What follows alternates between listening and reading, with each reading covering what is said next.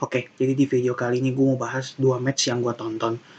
2 match ini adalah salah 2 dari 4 match di pekan keempat BRI Liga 1. Match yang gue tonton itu ada Sleman lawan Semarang dan juga Arema lawan Bali. Gue langsung mulai aja ya. Gue mau mulai dari match yang sore dulu, yang Sleman lawan Semarang. Skornya 2-2. Sebenarnya dari segi permainan gue ngelihat harusnya yang menang tuh Semarang. Terutama di babak pertama, itu Semarang itu hampir selalu full nyerang. Dari segala sisi itu Semarang tuh memenangkan permainan gitu. Lini tengah, lini sayap, Semarang tuh menang dari segala sisi. Karena di lini depan aja itu trionya tuh asing semua. Paulo Gali sebenarnya menurut gua tuh lokal sih karena Timur Leste.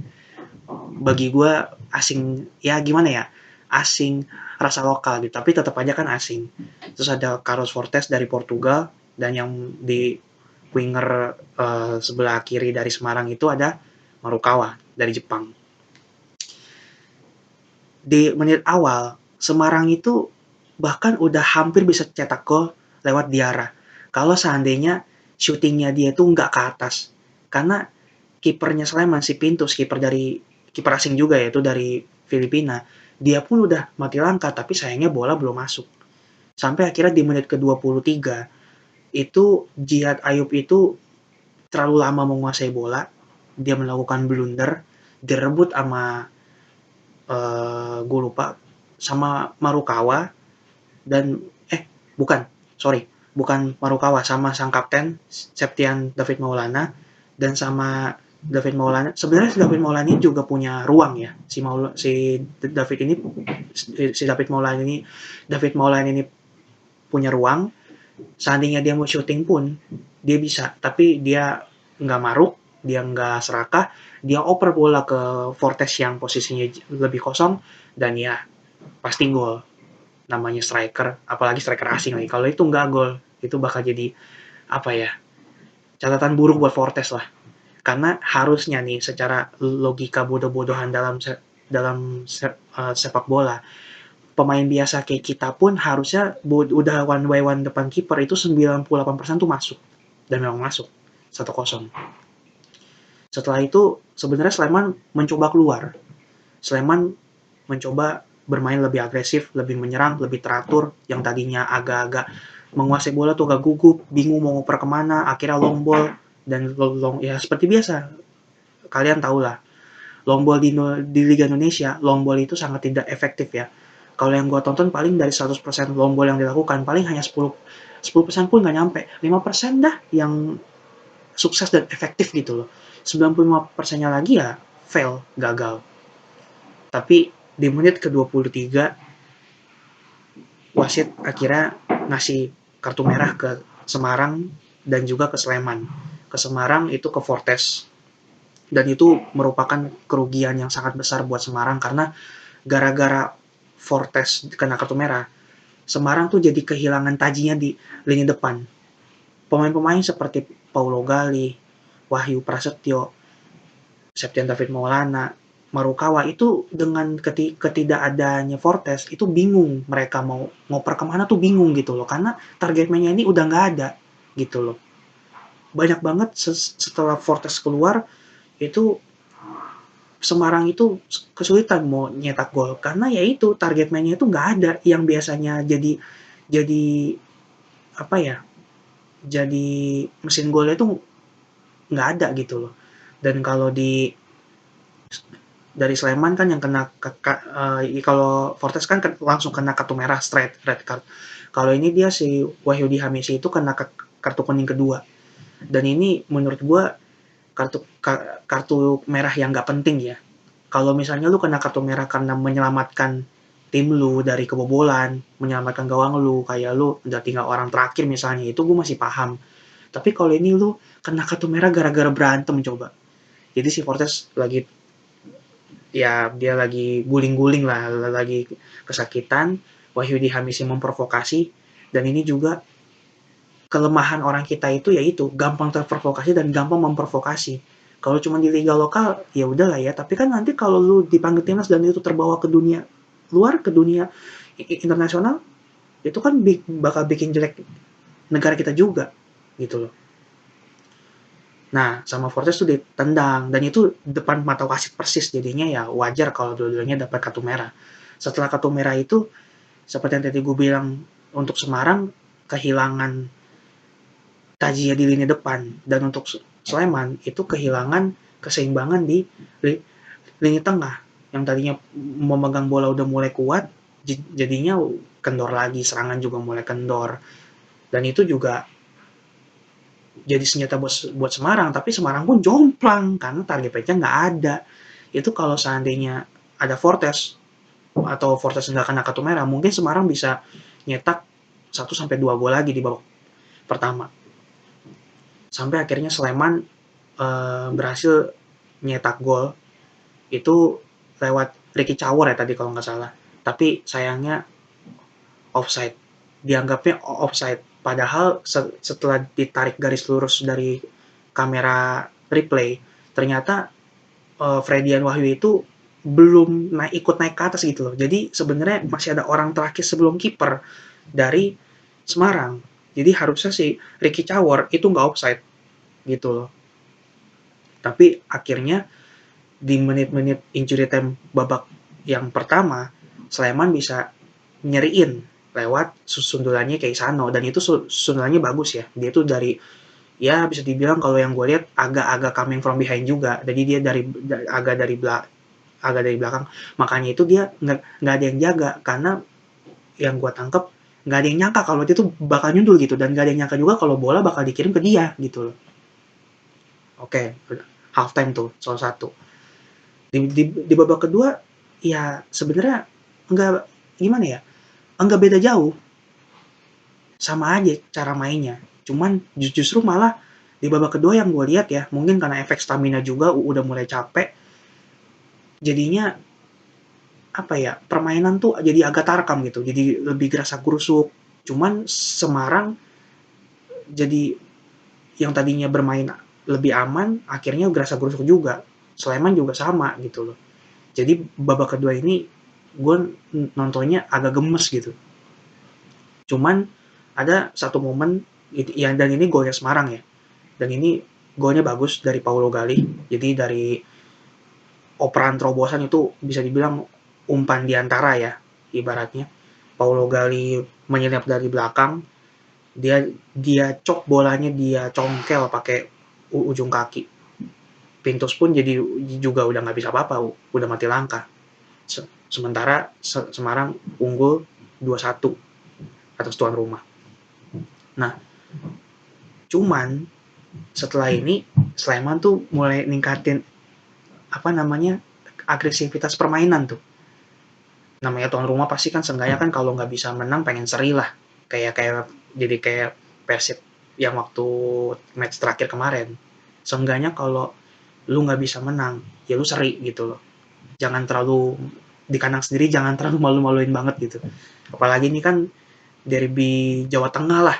Walaupun derby Jawa Tengah yang mungkin orang nggak terlalu atau nggak setenar kayak derby Jatim gitu, kayak Persebaya Arema gitu. Nah, dan akhirnya berbuah gol lewat uh, golnya siapa tadi ya, gue lupa tuh. Bentar, lewat golnya siapa tadi, gue lupa.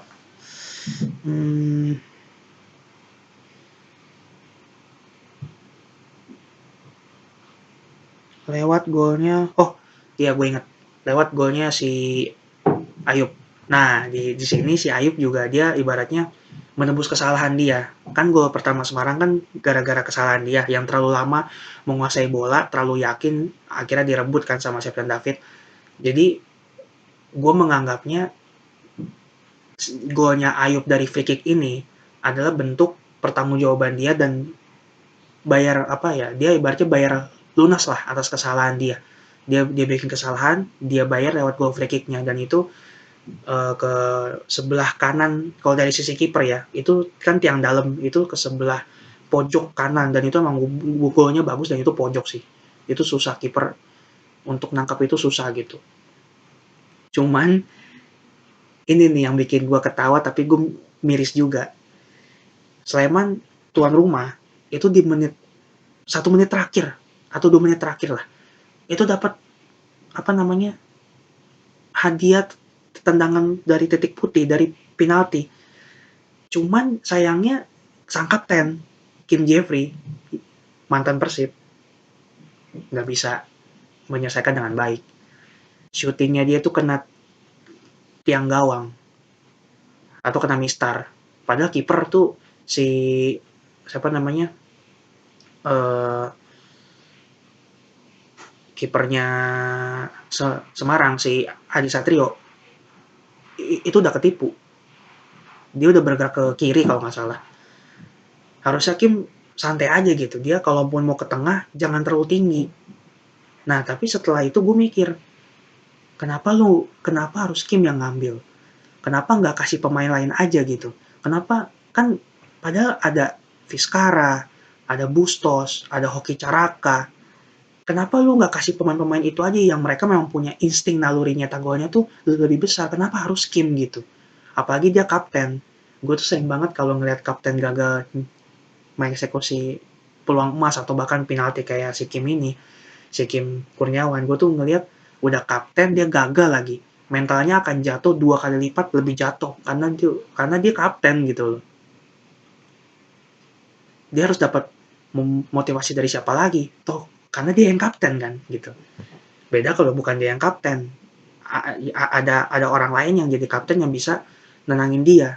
Dan akhirnya skor berakhir 2-2. Ya harusnya sih bahkan harusnya 4-2 buat Sleman ya. Kalau tadi yang gol yang dianggap offside itu yang sebenarnya onside itu gol dan penalti masuk kan 4-2 harusnya Sleman menang.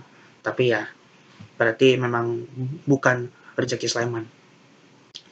Oke, itu match yang pertama. Gue mau lanjut ya ke match yang kedua, Arema lawan Bali.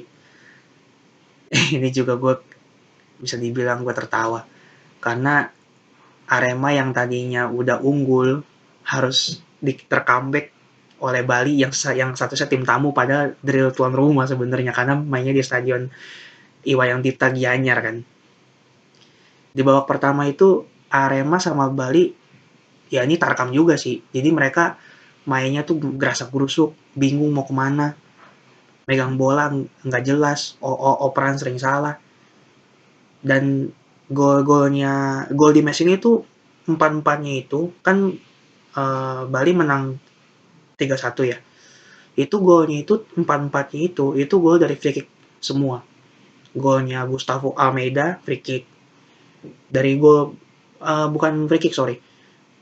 Empat-empatnya ini gol dari bola mati. Golnya Gustavo Almeida free kick.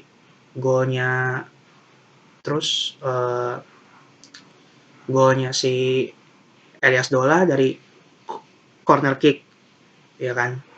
Terus yang 2 gol sisanya juga dari Ricky Fajrin ya. Itu kan dari free kick dan corner gitu loh. Jadi empat-empatnya ini dari hasil bola mati semua, nggak ada yang dari open play. Kenapa?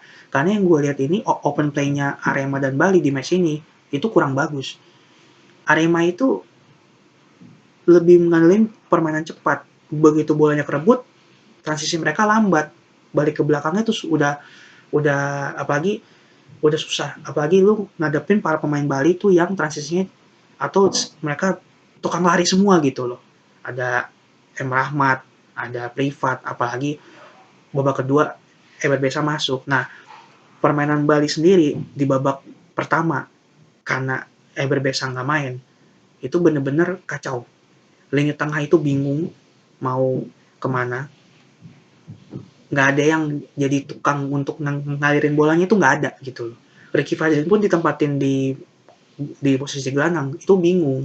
Dia lebih bisa ditempatin ketika balik ke bek kiri. Makanya ketika balik di bek kiri, dia bahkan nyetak 2 gol. Walaupun yang gol satunya lagi itu terhitungnya sebagai gol Jefferson ya. Karena memang sebelum bola masuk ke gawang nyentuh atau noel kakinya dia dulu. Tapi kan tetap hasil shooting dari Ricky Fajrin gitu loh. Nah, ketika Eber bisa masuk di babak kedua, baru Bali mainnya udah mulai seperti Bali yang gue yang gue kenal lah, yang kita semua kenal. Bali udah mulai ganas lagi, udah mulai bisa ngendalin permainan lagi. Walaupun Bali itu emang seperti musim lalu di mana mereka kebobolan uh, cukup banyak ya. Lini belakang ini masih di masalah, bahkan dari tadi di babak pertama ini gue ngeliat berkali-kali Aldi Maringa itu marah-marah, dan itu wajar karena kiper pasti kalau lu jadi kiper, lu ngelihat lini pertahanan tuh gampang banget ditembus, back lu tuh ngumpul semua di satu titik, nggak ada yang nyebar-nyebar gitu, pasti lu kesel sebagai kiper. Ntar giliran bobol kan lu yang bakal disalahin bro gitu. Jadi tapi gue rasa skor 3-1 ini walaupun golnya itu ada yang gol hoki juga, tapi ya skor yang cukup layak lah karena memang Arema di match ini tuh masih agak-agak bapuk ya. Dan juga Bali itu kan di babak pertama karena Eber Besa nggak main aja, dan gue nggak tahu nggak mainnya tuh kenapa, apakah dia cedera atau kurang fit, gue nggak tahu. Tapi yang pasti dia baru main di babak kedua, dan itu pun dia Eber Besa pun mainnya nggak full time, dia kira di menit ke 80-an tadi dia ditarik lagi gitu loh, karena Bali kayaknya udah mulai memutuskan untuk main lebih bertahan juga gitu, udah unggul 3-1, dan juga eh, apa namanya, udah merasa nyaman lah. Coach Teko mungkin udah merasa nyaman, ya udah dia mikir mendingan gue bertahan aja. Terus tadi juga ada dua match lain ya, yang satu kan Barito lawan apa ya, gue lupa tuh, ntar gue cek. Tapi setahu ingat gue tadi kayaknya Barito kalah deh. Kalau yang match yang barengan sama Bali itu Dewa lawan Persik, Dewa tuh menang 3-0 kalau nggak salah. Dan sementara ini Dewa jadi pemuncak klasemen. Wow, ini klubnya Om Rendra Sujono ini di 4 pekan pertama ini belum pernah kalah. Kalau misalnya mereka bisa, misalnya nih ya, mereka bisa konsisten terus sampai akhir musim, mereka bisa masuk ke 4 besar, bahkan mungkin secara liga mereka juara, walaupun nanti akan diadu lagi di Championship Series. Yang 4 tim teratas bakal diadu lagi ya, semifinal lah gitu loh. Yaudah, gue rasa segitu dulu aja video kali ini. Besok itu ada match yang sore kalau nggak salah Persita Persija ya, yang malam itu kan PSM Persib. Yang menurut gue nih match-match yang seru semua. Secara teorinya seru ya, tapi kita nggak tahu secara permainan, karena biasanya gue cukup sering nonton tuh match kalau misalnya secara teorinya seru nih, bisa aja ntar dua tim ini main aman, jadinya boring juga gitu loh. Enggak enggak tarkam, enggak gerasa brutal, tapi saking main amannya jadi minim peluang gitu. Jadi kita juga sebagai penonton yang pengen dihibur, nontonnya ngantuk gitu. Ya kalau misalnya gue nonton dua match ini gue akan review, tapi kalau enggak mungkin gue akan nonton highlightnya. Nanti gue akan review gol-golnya aja. Oke, bye.